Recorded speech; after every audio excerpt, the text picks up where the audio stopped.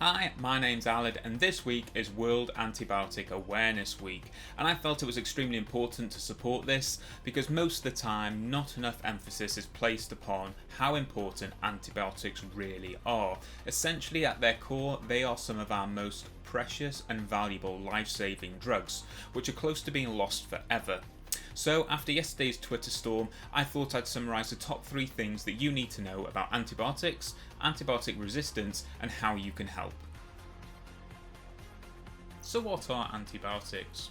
Well, antibiotics are small compounds that we use to eliminate bacterial cells from living tissue when they cause problematic infections that our bodies are unable to clear by themselves.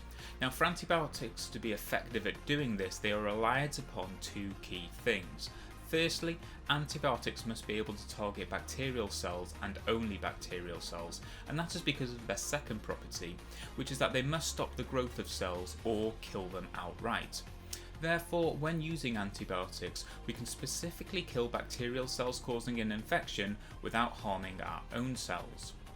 Now, antimicrobials fall under a broad category of compounds known as antimicrobial agents, of which there are many different types. Antifungal agents are similar yet work specifically against fungal infections, and antivirals work against viral infections. This means antibiotics will never work against a viral infection, so if you are suffering from a flu or a cold, no amount of antibiotics will help you, as these are viral infections. So take the advice of your doctor when they tell you you just don't need antibiotics. Moving on, in modern medicine, we can't talk about antibiotics and not talk about antimicrobial resistance. Over the years, ever since the introduction of antibiotics, bacterial cells have evolved to a point where some antibiotics are no longer effective against them.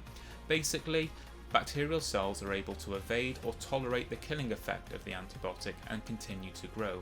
This process is known as antimicrobial resistance. So what caused this to occur in the first place? Well, in its simplest form, when antibiotics are not used properly, some bacterial cells can be exposed to sub-lethal doses of the antibiotic. This allows them to survive in the presence of the antibiotic and go on to grow. Now, next time this antibiotic is used against the bacterial cells, they will need a much higher concentration of the antibiotic in order to try and kill them, as they are now used to growing in the presence of this antibiotic. This means the antibiotic may fail, and again, when it does, we call it antimicrobial resistance. Now, by 2050, a report suggests that 10 million people will die each year as a result of antimicrobial resistant infections. That is 1 person every 3 seconds, which is a catastrophic loss of life, but it also has deep ramifications for our global economies. So in the future, we might be at a point where we have an infection but doctors are unable to treat it because there are no effective antibiotics left.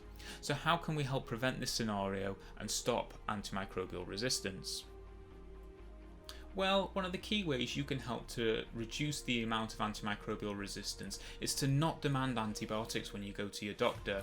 Based on your symptoms, your doctor will do what is best for your current situation. And as I said earlier, no amount of antibiotics are going to help you to cure the common cold this winter. If you are prescribed antibiotics by your doctor, however, then follow the instructions closely, ensuring you take the full course of antibiotics even if you begin to feel well.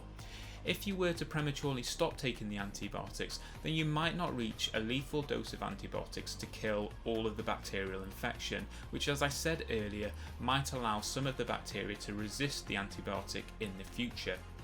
If you follow these 2 points, then we can mitigate some instances of antimicrobial resistance, but arguably some of the best ways to avoid antimicrobial resistance is to not need the use of antibiotics and prevent infections in the first place. So good basic personal hygiene and ensuring your vaccinations are up to date will all reduce our need to use antibiotics and the potentials for antimicrobial resistance. So I hope this information has been useful to you. If it has, please like, retweet and give a follow if you haven't already.